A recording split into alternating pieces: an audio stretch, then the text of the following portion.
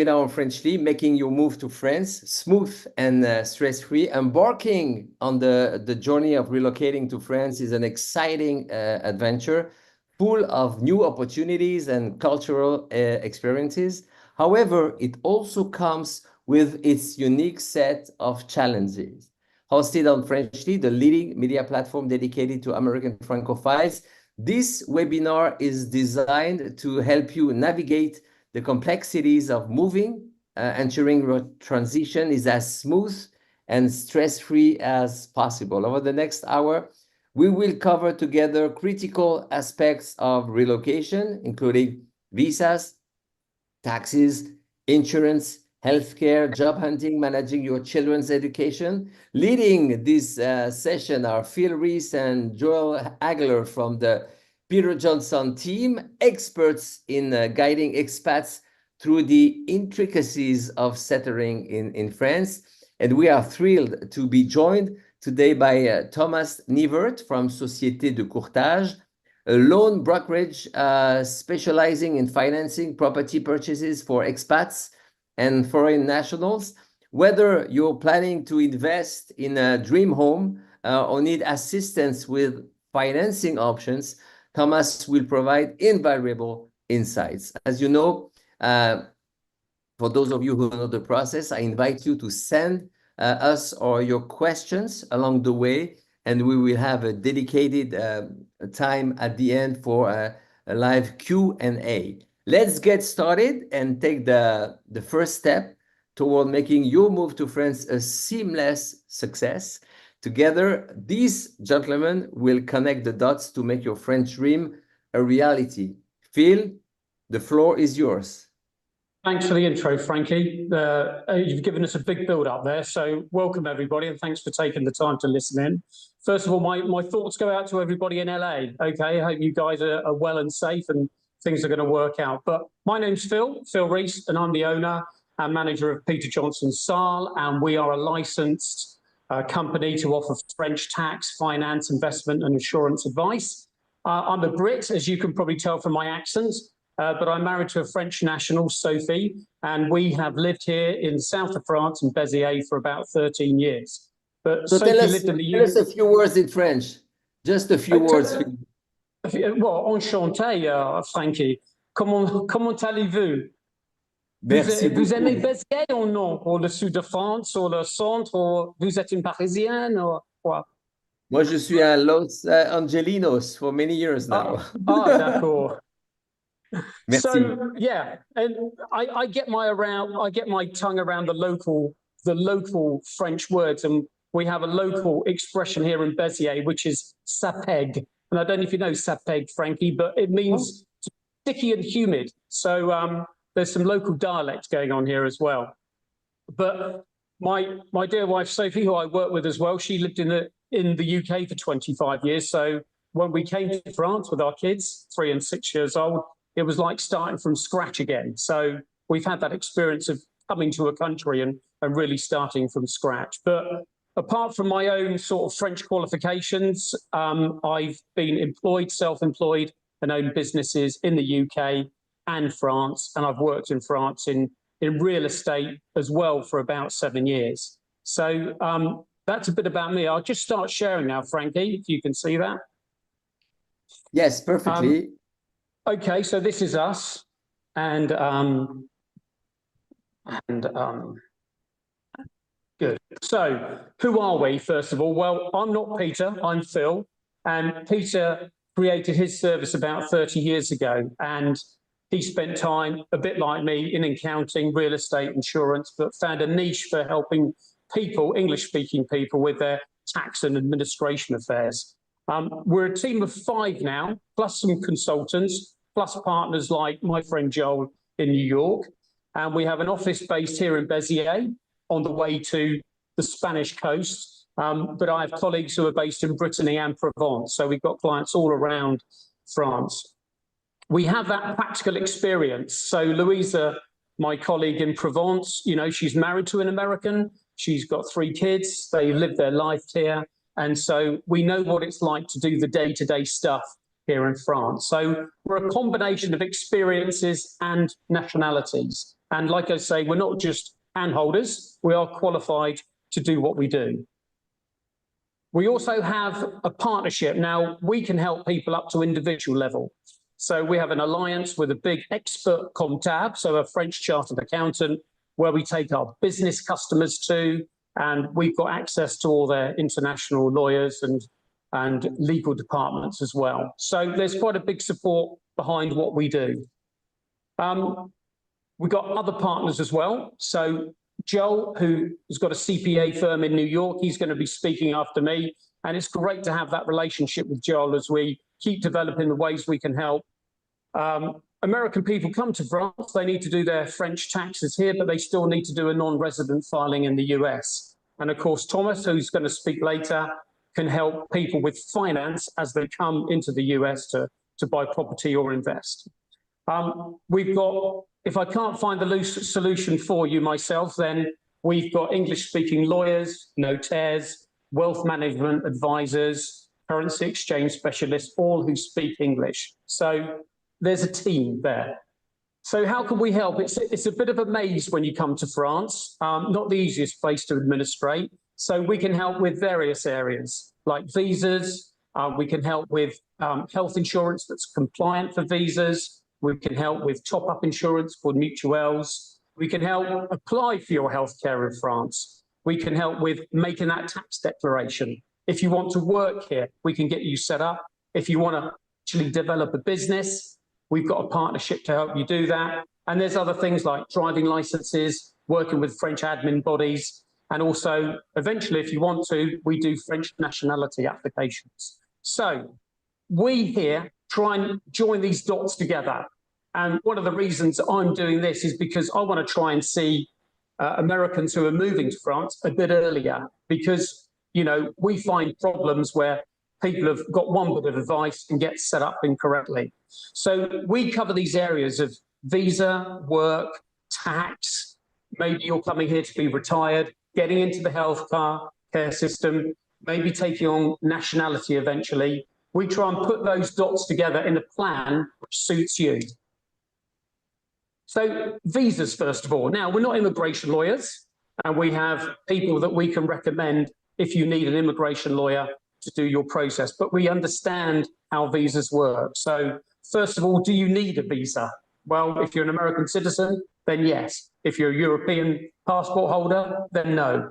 Are you going to be active here or retired and non-active? Are you going to be permanently working here? And what sort of status do you need? Do you have a particular skill or talent that can get you a different type of visa?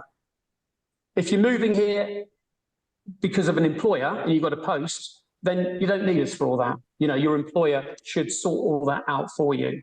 So if you're coming here and you're retired, you're non-active, you want to come and enjoy the French sun where I am, then you're normally going to need a long stay visa, okay? You can renew that visa online each year, and after 5 years, you can normally apply for a 10-year residency card. You need to prove that you can sustain yourself here, and you need to have compliant healthcare until you get into the French healthcare system. One thing for sure, though, is that despite all the things you may hear online and in Facebook groups, the systems are inconsistent. So you will find different scenarios and people being treated differently. So don't believe everything you hear. If you're coming here to work, then you need a long stay visa. Now, the first one on the screen is the entrepreneur, so the self-employed visa. It's your profession libérale. Okay, that is the main visa you need to be able to work in France. There are others, okay, and we don't deal with them very often, but they're available and much more difficult to get, like the creator of businesses. And they're all under the headings of passport talent, so a talent passport. And they split them up into these categories to do with artists, someone famous, or creating an enterprise. A big issue is people coming here and working at distance, and you'll hear lots of different scenarios in chat. As I said, we work on the ground with people, and so we see the real scenarios of what happens. But first of all, you have to distinguish between if you have the right to just live here and if you have the right to work here. They're two different things. They don't necessarily go together. yes, you can have the right to work, to live, but you need another level to have the right to work here. And in our, day-to-day experience, lawyers, accountants, public officers often interpret that law differently and have different views. But our policy and the way we conduct things is based on our conversations with prefectures, lawyers, tax officers, and our own real experiences with clients over the last 30 years. So it's a big issue, this, and it's the number one thing people often talk about. So when we're talking about distance working, there is often a contradiction between what the immigration law says and what the tax law is all about. The tax law is a bit clearer, okay, and it's based on where you are. So the principle of where you are, your territory. The ethic behind it is that if you're sitting and working in a place and benefiting from the public services, then you should pay into the system. So this means it's about where you physically work. Are you sitting at a laptop in France doing work? It's not about where your employer is, where your company is, or where your clients are based, even if they're entirely abroad, okay? It's about where you are. Now, the next door is getting into the healthcare system. Now, we looked at visas and working, okay? So you could get into the healthcare systems in a number of different ways to get this lovely green carte vitale. First of all, you just have to live in France consecutively for 3 months and then make an application with various documentation with the intent to stay here permanently. Or you can start a work activity like a French business or a French self-employed auto entrepreneur. Or not that it really has anything to do with my American friends coming over, but if you're a retired European citizen, that's another way of getting in. Moving on to tax, and this is a very kind of brief overview of what's going on. First of all, the idea of the French tax system is you declare your worldwide income. US income is not taxed in France. If you've got French income that you earn here, then it's declared in the US. Your passive income, like dividends, interest, capital gains and rental, can trigger a social security charge for your carte vitale called a CSM. There's a wealth tax here. So if you've got real estate around the world, which is got the value of 1.3 million euros or more, then you're due to pay a wealth tax. But if you're a resident, you get 5 years grace before that happens. A little unknown thing is that if you've worked in France in a job and you're due a French pension, then triggering that French pension can trigger tax on US pensions, okay? So often well, not often, but occasionally we found we have to do a simulation about whether someone should, in fact, trigger their small French pension. And the last point is that although your US income isn't taxed, it can contribute to your personal French tax rate. So when you're moving to France, the first thing you need to do is make sure that you tell your previous country of residency that you're leaving and the date you're leaving, and then you become a French tax resident. So in terms of process, imagine you come here 1st of March, your visa, you arrive in hand. 3 months later, you apply for a carte vitale to get into the healthcare system. By December, you've got your carte vitale and your social security number. Come around to January 26, you've got to reapply for your visa again. What fun. Okay, and then when we get to April 26, that's when we make your first tax declaration, okay, for the year 2025, because that's when you arrived and that's the tax year. By July, August, September 26, then you'll get your first French tax statement with your tax number, and not before. And then another little aside is that in October of 26, if you own a home, you'll get your first tax foncière bill, your local property tax. So there is a process to go through, and it's a bit odd, I suppose. You get a social security number, the carte vitale, before you get a tax number. But those are how the system works together. And really, when you have your first visa renewal, you won't have a tax statement. But by the time you do your second renewal, you will need a French tax statement to get that renewed. This is a big area, and this is a big question that Americans have about moving here. How does inheritance and your estate work in France? Well, there is a US-France estate tax treaty to cover inheritances. It is a complex area for Americans. And there are rules like, you know, if you've been here 6 years out of 10, it may change where you pay inheritance tax that you receive. In terms of your estate passing, and this is a very general, simple, broad overview, we'd have to discuss this more in detail about your own personal situation. But, you know, when your estate passes between spouses, the person you're married to, then it's zero tax. But the French say that for the surviving spouse, their worldwide estate is going to be taxed under French tax law. And the maximum that can be is 60%. And there are lots of variations under that amount, depending on your relationship between the person that's receiving, you know, this estate. Other points are that, you know, there are trusts in America. The French don't recognize trusts, and that can cause problems and issues because they should be declared, and they cause problems when it comes to organizing inheritance and estates. So, you know, we know the general principles and how they apply, but you need to take good advice, you know, from either US wealth management people who we know, maybe French notaires who we know, so that maybe you can make adjustments or plan slightly differently before you come over. It's not just one sentence solution. So if you come to France and you are working, we can set you up as an auto entrepreneur if you've got your visa. Being self-employed in France on this basis means it's quite a simple process.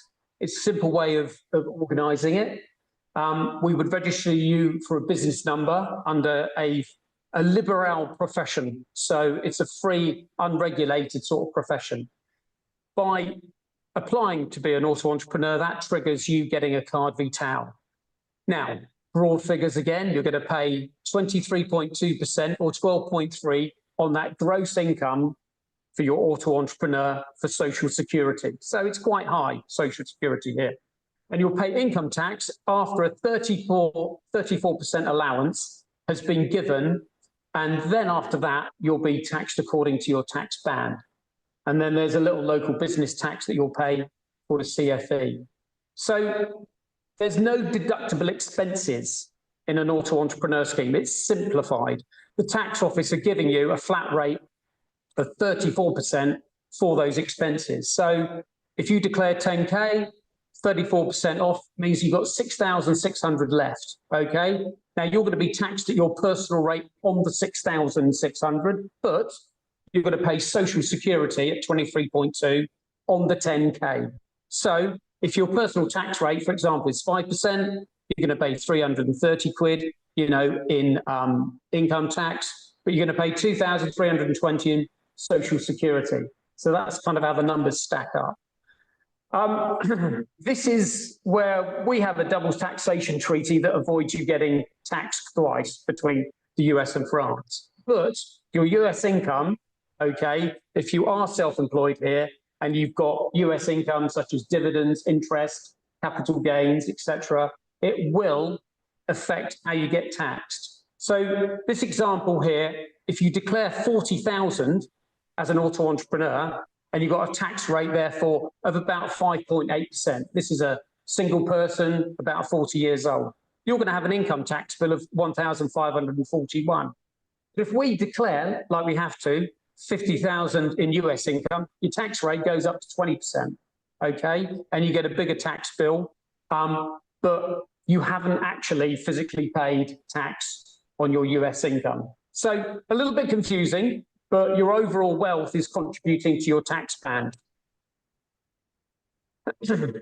So with an auto entrepreneur scheme, and we have lots of American clients in this situation, you need to review it annually to decide what is the best fiscal regime. We need to check for you whether you'll be exonerated the local business tax. There are other options within the scheme for artists, so for composing music, writing a book, etc. So we can make sure that we create, review, and maintain your auto entreprise. So these are the dots that we need to join together. And it's quite a brief overview, but I think what we find, honestly, is that the sooner we can see someone before they come to France, the better planning we can do, and we don't end up in the scenarios that we have to undo for people. Like we've had American come over here, gone to a very good lawyer in theory, completely set up in the wrong manner, lots of problems with the prefecture, not the right visa for having set up a business in France. And so, you know, the prefecture wanted to send that client back to America, start the process of visas again. You know, we've had clients that have been investigated when they declared a foreign salary in their tax declaration, and the tax officer wanted proof that they traveled back to the original country for doing that work. So there's lots of different examples, and we really live on sort of the day-to-day experience of our clients and talking to tax offices all around the country, URSAF, for the Social Security, all around the country. So that's a very brief overview of the dots that you need to consider and then put together when moving to France. And it's best to get them right before, you know, you come over, so they're in the right order. That creates less problems, less mess, and maybe less financial cost. And so our aim is that, you know, we're very personal. We're dealing with individuals. We want to be professional in what we do, and we want a partnership, and we want to build that partnership over a period of time so that you can develop your life in France and always be on the right track. So that's us. Thanks for taking the time to listen to me. I'm going to stop sharing, and I'm going to make sure that Joel, who is one of our partners who we're working with, he can tell a little bit more about from his perspective in terms of Americans moving to France. Joel. Thank you. Thank you, Joe, for being with us. It's the perfect time to jump in, right? I've got it then. Welcome, everybody. Not knowing how many people are out there, my limited French is just following up on what Phil said in terms of connecting the dots and being prepared for my days in the restaurant industry. It's called Maison Place, I believe, in French. And it's very important. It means setting up your station, which is your individual circumstances before you start. So all that is very helpful. My name is Joel Agler. I'm a partner in a New York firm, Hockhauser and Agler. 2 partners, approximately 5 staff, very similar to Phil's firm. We're general practitioners, New York centric, and we basically run the gamut in all types of small businesses, be they 20 million in sales, 20 employees. We deal one-on-one with the owners. And now we have a little bit of a further niche because we deal with people who move around the world, just as well as you people here have moved to France. You haven't escaped the U.S. tax system, and we're here to mitigate it for you. And there's just a few things that I'll go over before we basically open it up to questions, and also another presentation which will come afterwards. Most of the circumstances of which you will fall under when you move to France, and we're only talking in that direction today, is governed by a treaty between the U.S. and France. The tax treaty covers all different types of income, be they employment, be they rental income, be they capital gains, be they dividends, be they Social Security, and be they pensions. One thing that Phil mentioned in his presentation is that it's done on a worldwide, Americans are taxed on a worldwide income. In French, sometimes Phil used the word declare your worldwide income. Does not necessarily mean that you're going to pay tax on that to France, but it does mean that you might be kicked up into a higher tax band, tax bracket, tax rate, the way that we understand it here in the U.S. The most important thing in terms of determining whether you are a French tax resident is, when you go over there, how many days you're spending there, if you're intending to having some type of a permanent residency, and what they call your habitual abode, meaning that, what is your lifestyle? Is that integrated into your personal life, that you view yourself as some type of a Francophile, that you're going over there now to basically, enjoy the fruits of their system, be they, Social Security and later age, be they health insurance, which, not to digress, but we know what kind of a system is over here. So all those things give each person a unique perspective in terms of what their actual status is. Obviously, Phil spoke upon somebody who was an auto entrepreneur. We call them a self-employed type person here in the US. That person is working. That person is obviously getting French source type income, is going to be subject to the French system. Be that as it may, any tax that we as Americans are paying in France, we will get a credit because of the way that the tax treaties are set up with all countries. There's relief from double taxation. Depending on what the income tax rates are, they happen to be higher under the French bands than they are here. But, you know, you won't pay any US tax. If your rate is higher in France, you'll get a credit on your US return. Just a couple of examples, because I'm not sure what the demographics are out there, but one is Social Security and one is a private pension. Those might pertain to you. Social Security is taxed over here in the US and not taxed in France. A private pension, though, that you basically worked your life here in the US and now you're over in France and you're enjoying the benefits of the French system and way of life, that pension, private pension, 401k, IRA, will be taxed in France, and that pension would be exempt from US tax. And just to make sure your accountant files a certain form, because there is a treaty exemption for that your US pension was taxed overseas. That's a brief little bit in terms of what the perspective is between the US and the French systems. I believe that we'll probably have multitude of questions. They could come in through the email. If we don't know them, obviously, you know, not everybody knows everything. We will definitely get back to you and understand your individual circumstances so we can give you a more thorough, precise type of an answer. I think that is it for right now in terms of just a brief, introduction to who we are. Hockhauser and Agler. My name is Joel Agler, New York-based CPA, and look forward to viewing everybody who's out there and answering your questions. Thomas, please, off to you. Thank you, Joe.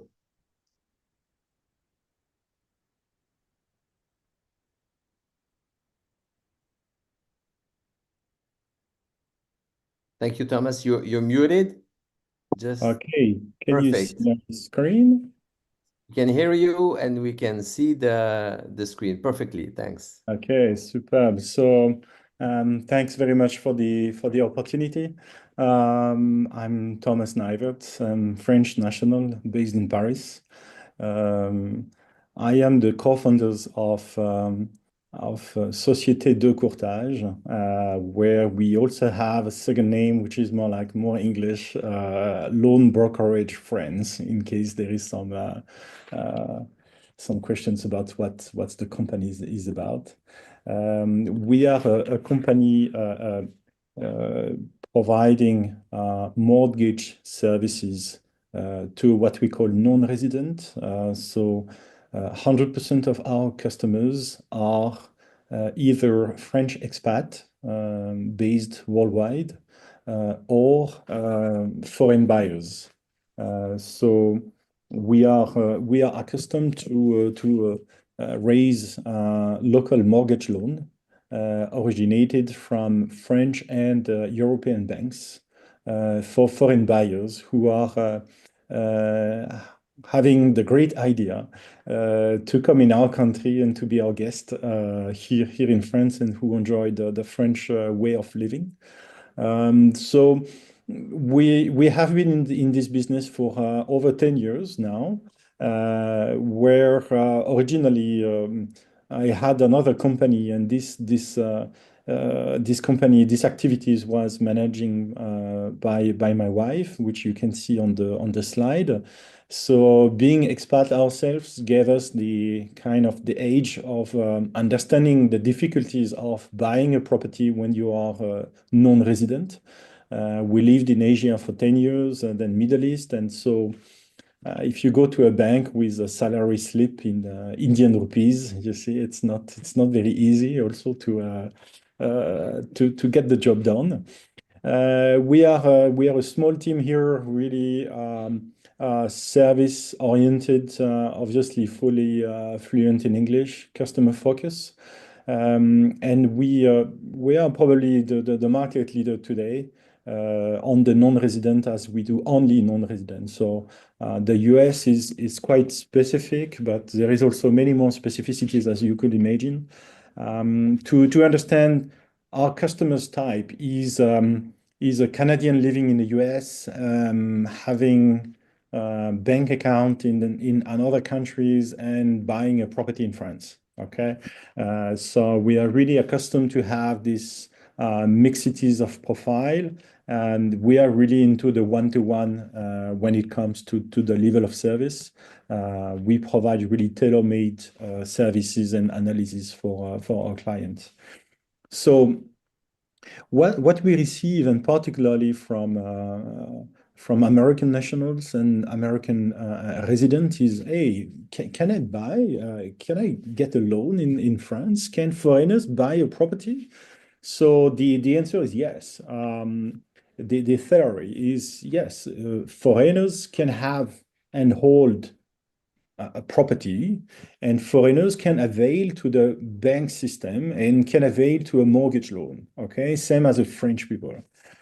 So that's the theory. Now, when it comes into practice, you need to understand that networks and retail banks are not equipped on the different account. People are not trained. They may not speak English and not to the point to understand you and your project. They may not be able to understand your document.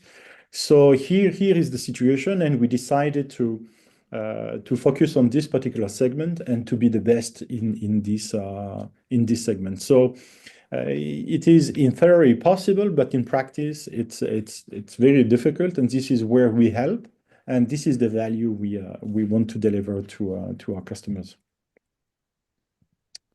Now, who can buy? What can you buy, and how? So, who can buy? Well, France is it's a very open in terms of financing, right? So you can be single, you can married, you can be gay, you can be whatever, okay? French don't look at those elements. Your age is not also really a topic. You can be 60, you can be 65, you can still avail a bank loan, okay? Probably the interest rate will be slightly higher, but it's still possible. We are seeing more and more people who are coming to prepare their retirement here. We are seeing more and more people, youngsters coming from the tech industries, who are buying an apartment in Paris because they just want to come and relax and do some home office based in Paris and enjoy the Parisian way of living. So that's pretty much everybody who can avail it. You can buy on your own name, you can buy through an investment vehicles. I mean, it really depends how you want to what is the purpose and what is the time frame in which you want to do this investment. There is also few tax related elements to be incorporated into that, to know if you buy directly or if you buy through an organization. What can you buy? What you can buy anything. What can we finance? What can we finance? We can finance new built. It can be a villa, it can be a chateau, it can be a flat, it can be everything which is residential, okay, is in our scope. What we do finance also more and more, which you may be less knowing, is we can finance if the property has a low energy efficiency. So then we will be able to finance renovation work in order to improve the energy efficiency of the house. So this goes with by replacing the double glass, or this can go by having a better wall insulation or better roof insulation, or those kind of things, right? So every renovation work which is associated with energy efficiency can most of the time be incorporated into the financing, which is good news. And then what do we need? What do we need to satisfy the banks to show that you are solvable and you will be able to pay back the mortgage? We need to show that you have sustainable revenue, either from the retirement, from your company, or from your salary, from dividend. I mean, we are able to play on various sources of revenues. Here today we speak about the US, so I believe most of you have assets and financial vehicles in US dollar, but in case it is of different currencies, we are also able to work on those. So it's not an issue. And then what's the loan to value? So the loan to value may differ from a project to project, the amount, your age, your revenues and stuff, but it's 70% and sometimes over, okay, of the property value. That's most of the time what we do. In some cases, we get 100% of LTV, which is so it's possible, right? So that's important. Now, what's the value proposition? Here, what you can see is nearly 20 years of average income rate, interest rate for a 20 years rate. So in the US, you have this variable rate, which is blocked for 5 years and then renegotiated or adjusted as per the environment. Us in France, we have a 20 years fixed rate, okay? Whatever, if the market goes up or down, it's a fixed rate. So what you can see from the graph is there is a strong value of getting an interest rate from a French bank or French originated bank. As we can see that over the period of time, banks in France, in Europe, have been consistently below and well below the US. So it means that you can avail today a 20 years interest rate in the range of 3.4 to 4%, okay? Which is really, really a big advantage and a big money when you consider the time. Another factor which is important is the banks are really protecting the consumers in a big way, in a sense that if the interest rate goes down, you can go back to your bank and renegotiate the rates. On the opposite, if the market rate goes up, you are protected, okay? Your interest rate is flat. I mean, it will remain flat and consistent for the 20 years. So in comparison, this avoids when you have a surge and a peak of interest rate. When you have a mortgage rate in France, you are really protected. People are protected from an increase of rate. So I think this is really, really important. When it comes to some figures, for example, so you can see the difference. So this presentation was made with figures of the beginning of December. So the 6% in the US versus a 3% rate in France, where we are not totally, but we are heading through. So you can see from the chart and the numbers, the impact of going with a lower interest rate to finance the cost of your project. Okay, so you can see that this has a very important amount and very important impact on the overall project. Now, just to go, if you go with two examples, right, about what we can finance. So if you say a 20 years loan, 100% LTV, so it means that if you go for a property of, say, 1 million euros, okay, you will have 0 down payment. Still, the bank will be asking a collateral of 400,000, which could be either cash or shares.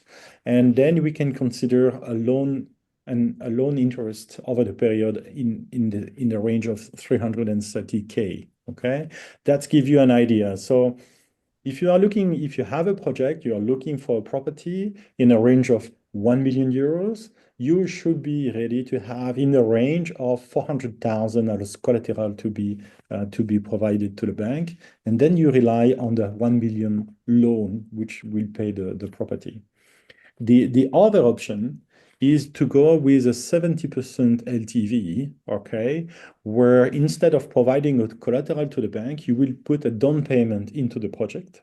Okay, so this will reduce the loan amount from 1 million to 700, and so mechanically it will reduce the loan interest, okay, to a lower amount. So these are today the two financing solutions on which we are working on today. Okay, so if you are working on a project, you can probably locate yourself either in the range of this million or in the range of this 700,000, and find out what is workable and what would be applicable to you. How does the process works, right? So the customer's journey with us start with a discovery call where we have a one-to-one call with one of our mortgage specialists.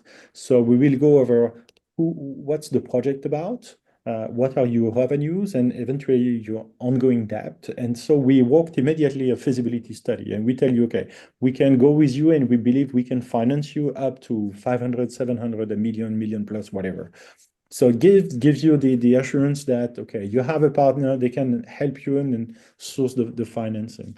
If you decide to go over with us, we have a mandate. So this contract gives us the authority to approach the banks on your behalf and to negotiate. So then start the due diligence about your papers, and then the application to the various banks, which is the second step. Then we go on with the negotiation. There is always some request from the bank counterpart to be aligned together, and so then we close the negotiation, the bank account opening, which will enable the release of the fund. Okay, so this is the 4 steps. The steps can be done entirely remotely. Okay, so we rarely meet our customers physically. Unfortunately, it's everything can be done remotely by internet and so on, until the signature at the notary, where even there we can get somebody to represent you, okay, on the signature. So it's a process which is really, really 100% remote and 100% trustable. The way we work, just to be very transparent, so our company works on success fee, 100%. The success fee becomes payable against the release of the fund. So it means that when you engage with us, you have nothing to pay until we deliver what we committed from the beginning. Our fee structure is 1% of the loan amount with a minimum of 5,000 euros. And then I invite you eventually on Société de Courtage to look at the Google reviews and everything.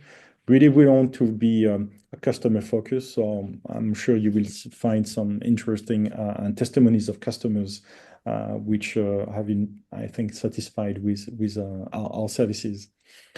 The next step, if you have a project, if you are already engaged into a project, might be to look at our website. You have a QR code here where you can flash. You will find different information. The website is being reshaped. The French version is released. The English version is ongoing. Very soon you will find some property guide which can help you to locate what are the regions, the difference, where to go, to whom to talk to, what are the differences, and so on and so on. And also we run different kind of webinars. So from a finance aspect, if you want more details and you want to deep dive into it, you can click on the webinar, and you will see that we run regularly some webinars event that can enable you to go deeper into the topic.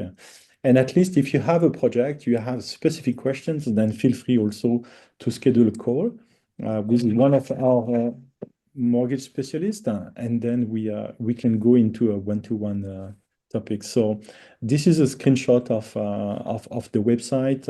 You will see that there is a webinar where you can register. There will be 2 webinars coming up dedicated to the US in January, and also the Guide de l'acheteur, the purchaser's guide, which is coming up and will be probably uploaded next week on the website.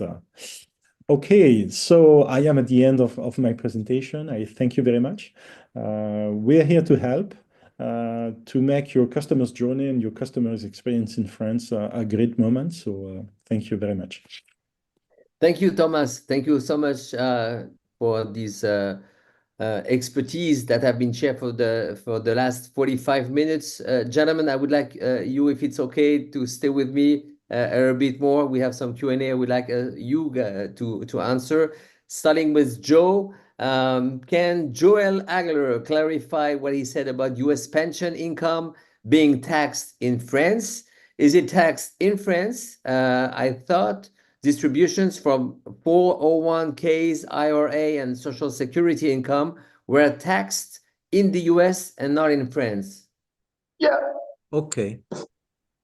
Phil, did you want me to take that? Well, I mean, for sure, from the declarations that we've done in France for US citizens over the last 30 years, even those US private pensions, they can still be zero tax in France and definitely not subject to any tax, because all our American clients have zero tax bills. So good news for you, Joe. Even that can stay on the box which says, you know, no taxation in France. Right. So I think I was alluding to, if the person is a French tax resident and they're getting their pension over there, that it might be taxed in France, and then there would be a treaty-based exemption on that. So again, it's facts and circumstances. Welcome to hear anybody who their unique situation. Please contact us on that. Yeah, that's good. That's a good point, Joel. Yeah, if you're taking a pension in France, then yeah, that's a different situation. Yeah. Phil, the next one is for you. Is it possible to get French healthcare if you are older than 75? Yes, absolutely. You have the right. It is something in France which is under review, but you have the right at the moment. Once you've proved you're living here for 3 consecutive months, you can apply to go into the French healthcare system, no matter age. Question from Richard. Because the visa process asks you that, do you have enough finance to support yourself in France?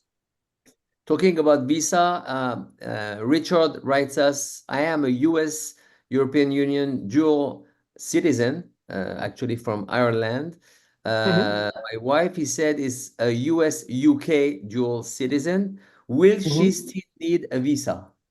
Yeah, she will, because she's a non-European. However, he has a European passport because he's a dual national. So she should be able to get in as the spouse of a European national. But she needs to apply. Well, it's a very inconsistent area, because when we've had a spouse of a European citizen apply, sometimes they've gone to the visa office in the UK and said, they've told them, what are you doing here? When the online process asks you to do that. The bottom line is, you can do it as a spouse of a European citizen. The process can be a bit random. Thank you. Question from Stephen, does France tax Canadian source income? Canadian, so the double taxation treaty, if I'm understanding him correctly, first of all, you're not taxed on pensions in France, on Canadian pensions, but you are subject to tax on Canadian dividends, interest, capital gains. There is the double taxation allows for a credit, but something we go into another time is you'll still have to pay on those dividends what's called a social tax at 17.2%. Is US Social Security income treated as pension income or differently? It wasn't mentioned on the last slide. It's a question from Matthew. For me, it's pension, Joel. You know, that's what we put it into. Yeah, I mean, Social Security, the US, I don't think is going to let go on that, but it might be declared in France, but not taxed, just pushing you into a higher band. But the US, on your US return, it would be taxed up to certain income thresholds, and obviously 85% of it is subject to tax above that threshold. Question from Haley, is the AE different from the micro enterprise? No, it's the same thing.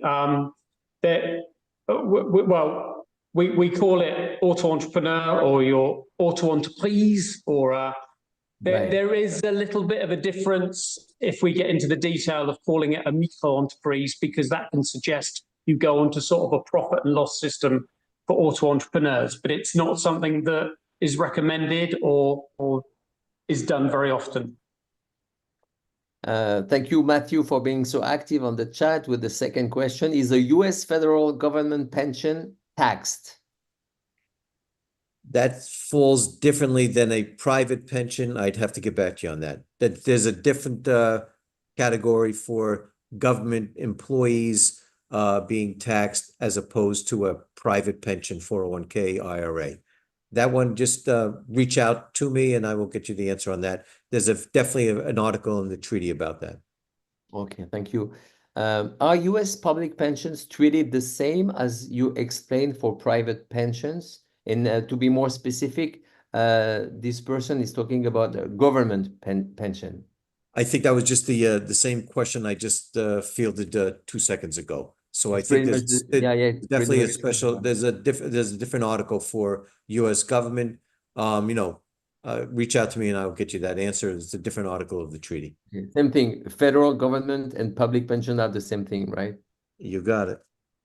Okay, For France, they're the same thing. So they all go into the nice little box called pensions and not taxed. So. Are there restrictions with regard to the nationality, meaning non-European, non-American, but permanent resident in the US? I'm not sure I understand the question. Say it once again. Are there restrictions with regard to the nationality, non-European and non-American? Someone is not a European, from my understanding, the person who's not a European, not a US citizen, but has the status, has a green card. Are there restrictions in comparison to an American, a US citizen? A U.S. citizen or a U.S. green card holder is a U.S. resident for tax purposes. So I believe that anything that holds for a U.S. citizen is going to hold for a U.S. green card holder in terms of, French tax resident, U.S. tax resident, and depending on, number of days in each place. Yeah. Of there is one little nuance, which is, I'm kind of making an assumption that we're talking to American nationals and American citizens. So you won't get relief on passive income if you're not an American national. So if you make a declaration for a Brit that has American income, that's a little bit of a different story. Okay. But what is considered the US? What is considered a US person from a tax standpoint? A US citizen or a US resident? Well, no, someone that's got US nationality, the US passport. Okay. If they've got US nationality, but we had a case of a Brit who obviously worked and lived in America, had built up some passive income like dividends, and the tax office taxed them on that income, even though it was American. I see. And Frenchie, just to go back to a previous question. So the U.S. government pension would be taxable in the U.S., but it would be part of the French income that's declared but not taxed. Yeah, exactly. Yeah. Someone is writing, I remember seeing questions on French tax forms about money in foreign accounts. Do I need to disclose money that I have in my US bank account, and will I be taxed on this? No, the U.S. doesn't have an asset type based tax, but there is a foreign bank reporting of any U.S. citizen who has over $10,000 at any one time in a foreign bank. Disclosure forms are required with the tax return every year. Name, account, bank number, and bank balance at December 31st. How can I make sure that I'm not double taxed by the US and France? That person has been working in France for the past year and a half. The question is it difficult to declare this to the US when I do my taxes? Well, that's a bit of a complicated thing because there's lots of things going on there. He's saying that I've been working in France for the last year and a half. So I couldn't answer the question unless I understand how he's been working, in what capacity and Need more details. Need more details. Yeah, that's not a straight answer one for me. He should be paying tax somewhere though.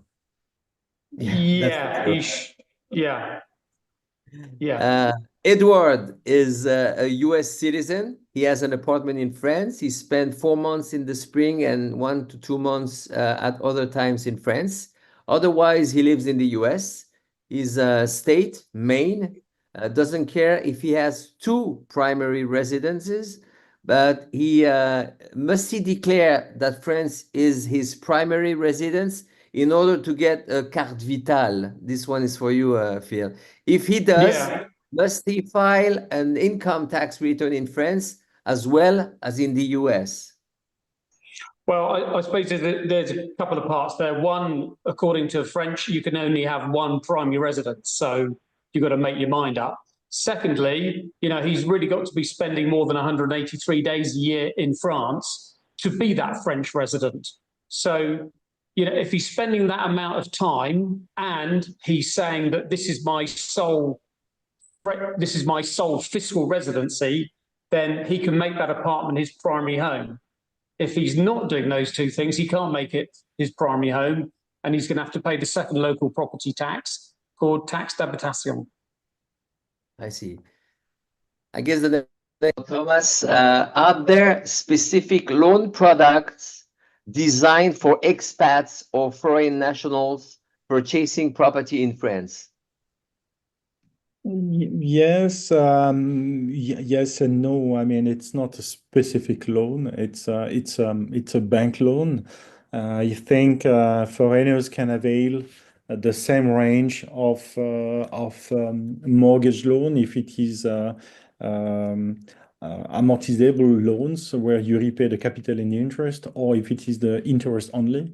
So these are the two most common types of mortgage loan. I see. How long, Thomas, does the mortgage approval process typically take for foreign nationals?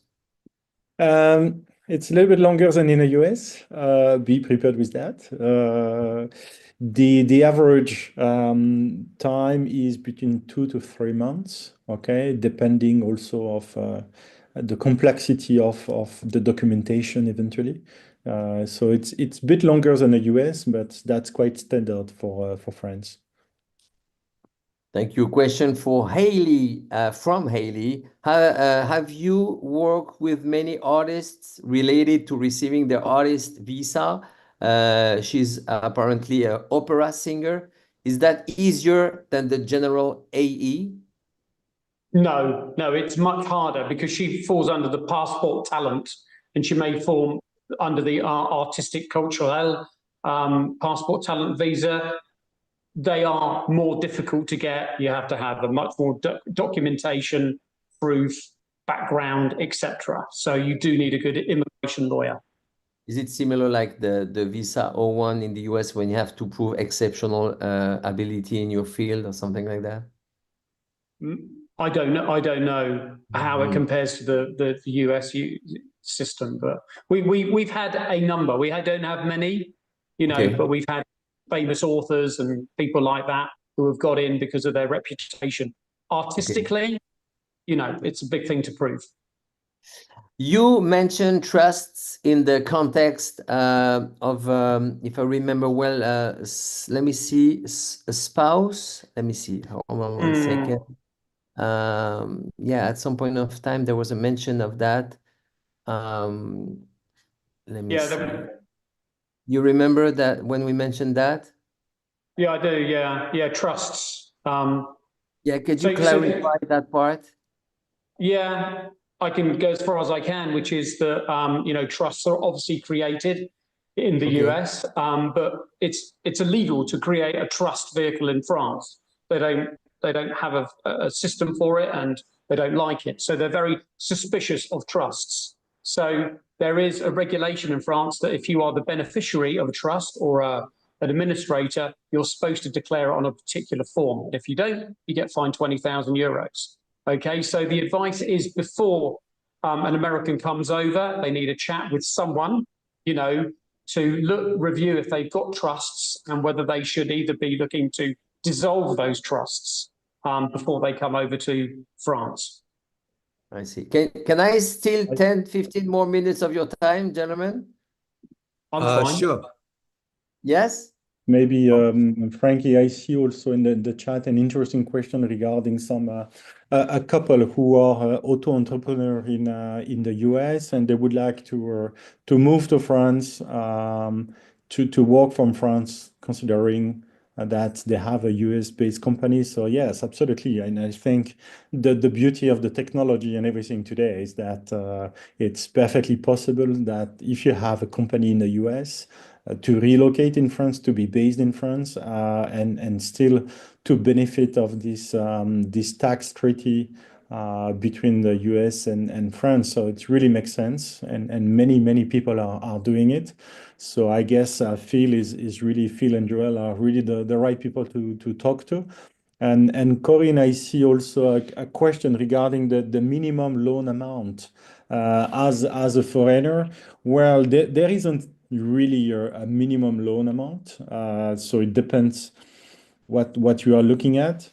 It is with us. I don't know. I guess we are financing projects starting like 100,000 euros to 5 million euros. So the bracket is very wide. Thank you. Thanks. Thank you for this.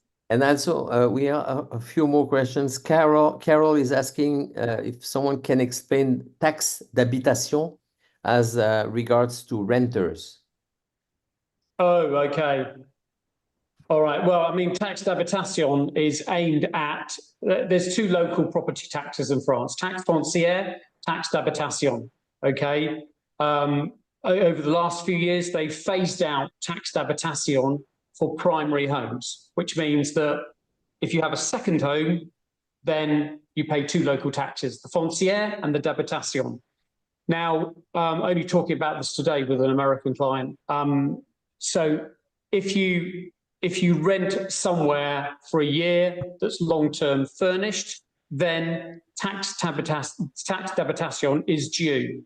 But it depends on the creation of the rental contract, whether it's the tenant that pays for it, or whether it's the landlord that pays for it. So I don't know if that clarifies or makes sense, but It does. I've seen contracts in both. It's when it's not somebody's primary residence. You can have somebody on what they call a location meublée longue durée, which is furnished rental long term, where they sign to say it's their second home, so someone has to pay the second homeowner's taxe d'habitation. I see. Thank you. I live in France and I have You're a welcome. titre de séjour. How long can I travel to the US without being considered a US resident? I don't want to be there too long and have that impact my status as a resident in France. Is there time you need to spend in France not to lose your status? The French, if they see you going to the US more than 6 months a year, they just say, well, obviously you're not resident here because you're spending more time in the US each year. And they just say, well, we'll stop your card vital and other things. And, that's what happens in theory. And you can be taxed if you're in the US for more than 183 days. You can be taken out under the tax system here. There you go. That's something to be concerned on. I see. I'm a freelance writer in tech media, writing for American companies. Am I allowed to move to France? I have regular income, but the source is from American companies. It goes back to that thing about the French tax law. So first of all, to be legitimate, he would need a visa that's got a working status. Okay, so he needs to be an auto entrepreneur. Then he needs to come to France. And if he's doing that work while sitting, anywhere in France, opening his laptop up and doing it, then he needs to be an auto entrepreneur and he needs to invoice back, to his clients in the US. And if I could just add on that, so if he is subject to the French tax system on his auto entrepreneur income, on the US worldwide income, he would probably get a credit on his US return for the French income tax paid because he's a French resident, French tax resident. Good point, Joe. I think there's one thing that we didn't touch on because of time is that me and Joel have talked about people having a bit of a hybrid status where in fact they do travel back to the US for a period of time, like a month, to do work, and they are doing work in France. So you can you can declare self-employment income in the US and be taxed in the US and we can declare it as a foreign self-employment income here, but the tax office may, and have got the right to, demand justification that you have actually traveled back to the US to do the work on US soil. So sometimes, we could have a more detailed discussion about a hybrid situation, particularly if they've already got an entity set up in the US. Is it true that after being in France for over a year on a visa, the driver's license exchange process between the US and France becomes more complicated and expensive? First of all, is there such an exchange? Yeah, well, there's a driving license exchange between certain states. Okay, off the top of my head, I can't remember which ones are and which ones aren't. But if your license is registered in a particular state, it may have an exchange with France. Other than that, you've got a year to make that exchange, and if not, and it's happened to clients recently, they've got to do their test again in France. Okay, question from Madeline. Two actually. What would be the recommendations for either income or assets you will recommend a client to have before applying for residency? And then it's interesting, you said, what are some things you commonly tell people to get in order before you take them on as clients? Okay, I'm not too sure what to say about what income or assets you might need before coming to France. I think that pertains to the when you go for the visa application, you've got to prove that you've got sufficient revenue sources to sustain yourself in France. 20 grand a year sort of thing per person. So I think you've just got to demonstrate to them via bank statements, etc., that you've got that revenue to sustain yourself. In France. I think that's the main. And what was the other part of the question, Frankie? What are some things you commonly tell people to get in order before you take them on as clients? Well, I think it's more about making sure we've got them before they do anything. So get the right visa, first of all. That's the main thing. And then I think it's talking to someone that's, if you've got concerns about inheritance, and your estate being taxed by the French because you're coming over on your own, then that's when you need to speak to someone in the US about wealth management to review your situation before you come over. Okay. Thomas, how does credit scoring work in France for foreign nationals? Is there an equivalent to the credit score that we know in the US? Absolutely. Thomas? I will take this one. No, absolutely not. There is no equivalent for the credit score that you have in the US. And this is sometimes it can be a source of frustration in a sense that there is no credit card usage very much in France. Okay, France, nobody in France has a credit card. It's very rare, I would say. Everybody has a debit card, and so we don't have this credit card score. Okay, with this rollover of credit that you may have, it may even be a kind of the perception by French banks will be quite negative in a sense that they expect you to balance your budget and not to spend more money than what you have. So that will be like the French way of thinking. So this is not something that will eventually help you. That's something that we normally ask from the very beginning. And if this credit score can be balanced or reduced, as it may affect your application for a bank loan in France. Yeah, absolutely. We're going to take three last questions, if you don't mind. What is the typical down payment required for non-residents buying real estate in France? Alors, the down payment really depends. So the loan to value will differ from 70% to 100%. So the down payment will be 30 to 0. Okay, that's depending of the project.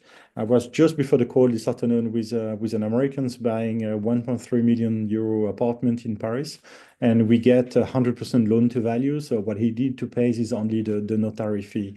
What is important to understand is, as American, the opportunity is to keep the maximum of money invested in the US and bring only what is needed as collateral or down payment in France to finance your assets. Okay, so this is the strategy to maximize your revenue as you rely on the cheap loan here originated from here, and you keep your money invested in the US. Okay, that's really what we do and what we deliver to our customer. Thank you. Are there any key tips, I would say, for navigating France's banking system, including setting up accounts, managing finances as an expat?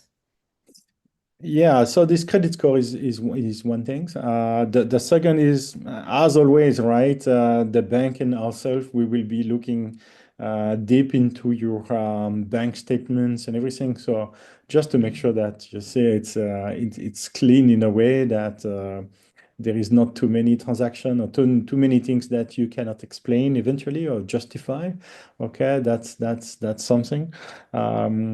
And so I will not say to make up, but to prepare your account and clean up if there is anything to be removed. So then we avoid unnecessary questions from the bank.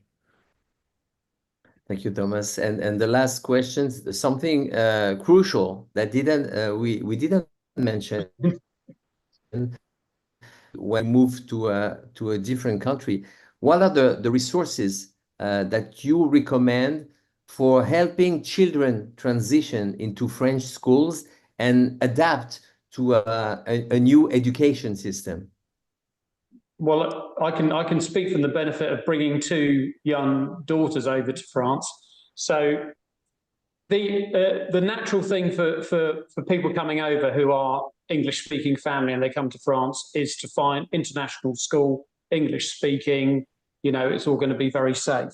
And that's fine. And if that's what you feel comfortable with, you need to do that, or even a bit of a hybrid school.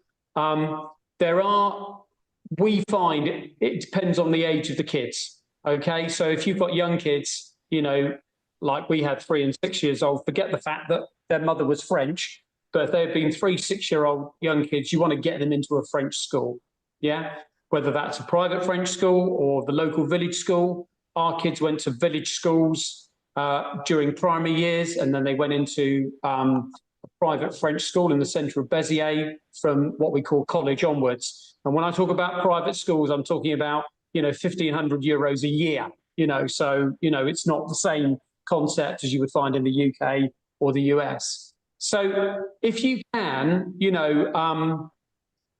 the best results that we've seen in our network of kind of families is when the kids come over and they try and integrate into a French school. Maybe there's some support initially, language-wise, particularly if they're young. It's much more difficult, yes, when they get to teenage years, and they might need a bit more support or a slightly different school to go into. But I think the other thing is that France is sort of great in terms of getting involved in activities after school. And so the more the kids can get involved in that, then the more real language experience they're going to get. And the final tip is make sure you have lots of birthday parties, okay, for your kids at your house or somewhere really good, because that really gets the friendships going and gets people, you know, to really, help you, support you. And also the parents, if they go in and try and help at the school,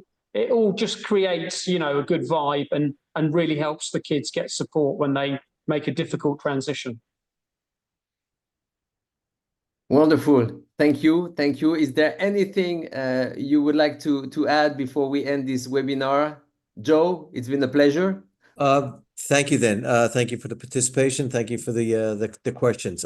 Thomas, I just had a quick question to you. When you're talking about getting your affairs in order before you're going to apply for some type of a French mortgage, is 3 months worth of statements to get your affairs in order? Is that okay, or do they go back even further? I'm just curious in terms of, Yeah, if you can do 3 months, it will be good enough. Yeah, okay, absolutely. Right. thank you then. Right. I mean, for me, the only thing we didn't touch on was like non-residents, you know, people buying a property here and, you know, remaining in the US and they use it as a holiday home. You know, there's some simple things to remember. Yeah, you've got that second property tax d'habitation. And also if you're buying, you know, an apartment in Paris, like I have with some clients, as a non-resident, you'll pay wealth tax if you're liable for it, you know, from the first year. You won't have 5 years grace, unlike if you were a French tax resident. Thomas, it was a pleasure.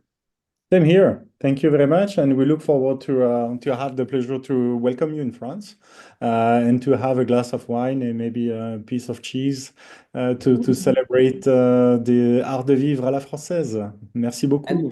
And I hope I will have the pleasure to hear some good news about you gentlemen working together, and because you have very complementary aspect in terms of expertise. That would be great. Thank you all for joining us today on this journey toward making your dream of living in France a reality. We've covered essential aspects of the relocation process, from navigating visas, taxes, securing property financing, managing lives, everyday logistics in the new country. A special thank to Phil, Joe, and Thomas for sharing their expertise and insights. I invite our viewers to contact Peter Johnson and Société de Courtage to go in further details in preparing this important move. We look forward to seeing you thrive in your new chapter in France. Wishing you all the best as you embark on this exciting adventure. Happy New Year to each and every one of you. Merci et à bientôt en Frenchly. Merci beaucoup. Au revoir. Thank you. Thank you.